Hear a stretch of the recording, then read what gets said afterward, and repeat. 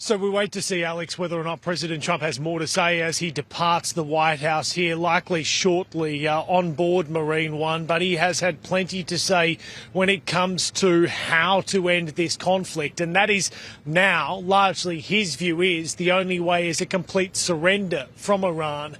Yesterday, Iran's foreign minister was talking about the idea of not wanting a ceasefire with the United States, of not being involved in talks with the United States. And it may well be the president heard those comments because he has come out today on Truth Social with the following: there will be no deal with Iran except unconditional surrender. After that and the selection of a great and acceptable leader, we and many of our wonderful and very brave allies and partners will work tirelessly to bring Iran back from the brink of destruction, making it economically bigger, better and stronger than ever. He hasn't pointed out who those allies are who are going to join with the United States in rebuilding and building up Iran. And interesting to note too, he's still talking about wanting to have somebody, essentially somebody he sees fit to lead Iran going forward. But I think tonight it may well be a matter of keep your eyes on the Middle East and Iran, because the indication from key Trump administration officials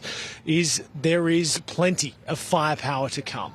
And, Jono, the current Middle Eastern conflict has certainly highlighted those rival global alliances, one of which pits Russia and Iran on one side together, and various reports saying that US officials claim Russian intelligence is trying to help Iran in its fight against those US-Israeli forces. Has the White House had anything further to say on that?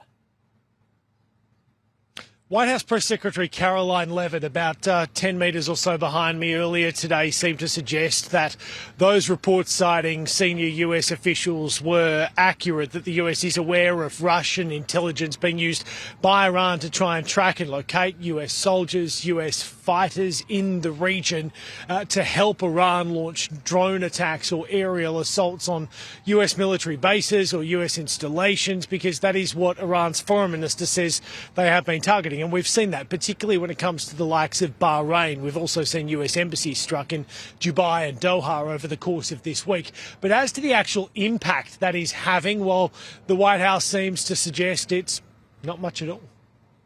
It clearly is not making a difference with respect to the military operations in Iran, because we are completely decimating them. As I said earlier, we've taken out nearly 30 of their ships. Their Navy has been deemed combat ineffective. 90% reduction in ballistic missile retaliatory strikes against the United States and our Gulf Arab and partners in the region.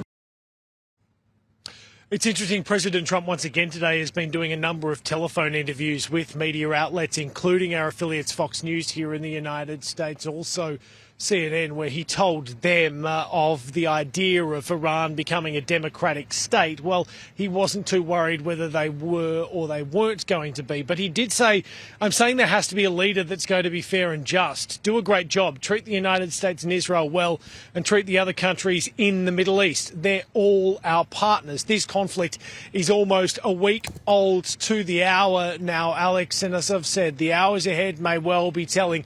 President Trump has put a timeline of 4 to 5 weeks on it. So in his eyes, the clock will very much be ticking to see if America can get the job done it wants to. Jonathan Kearsley with the latest out of Washington. Jono, thank you.